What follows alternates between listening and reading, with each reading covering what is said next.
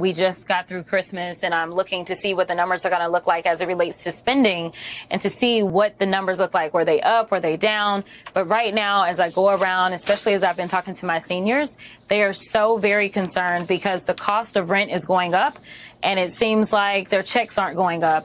And people are really, really scared about what we know is about to happen as it relates to the healthcare cliff as well. And it seems like this administration and the Republicans are not interested in doing anything to make healthcare more affordable in this country. Yeah, that'll be the first big thing to hit in the new year. It's the one place. I mean, I think there's two places where you can really say the president is responsible for higher costs, like directly. One of them is tariffs. He's put tariffs on. People are paying tariffs. That's on him. And one of them is healthcare. They could have passed an extension of the subsidies. They haven't. There's some interesting data about enrollment in the ACA. People were a little worried that the subsidies expiring would take enrollment down. It looks like that hasn't happened so far. But what it does mean is that households just eat the cost, which they're going to see in the new year. I wonder how much you think that will be an enduring issue in that first month when Congress is back.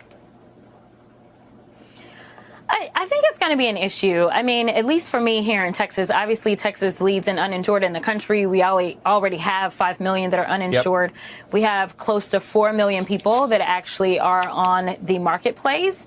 And we know that close to 90% of those that are on the marketplace actually have the benefit of that tax subsidy. What I've been encouraging people to do is, hey, don't listen to the Democrats or the Republicans on this issue. What you guys should do is just go ahead and call your health insurance provider and ask them what your new premiums are going to look like. And I think that that's going to tell the story. But I do want to go back to what you said about the tariffs. One of the things I don't think that we've really emphasized enough is the impact that the tariffs have had on our small businesses as well as our farmers and ranchers. Right now, we know that right here in the state of Texas, Tyson's is actually shutting down one of their plants. And we saw this happen in Nebraska as well, where they shut down because they typically do beef production.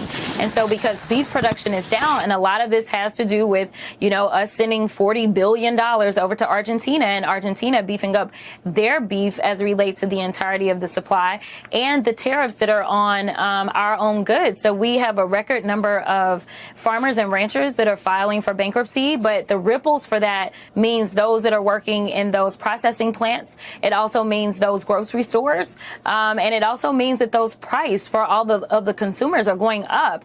But in addition to that, obviously, our small businesses are really struggling, those that engage in trade in any way.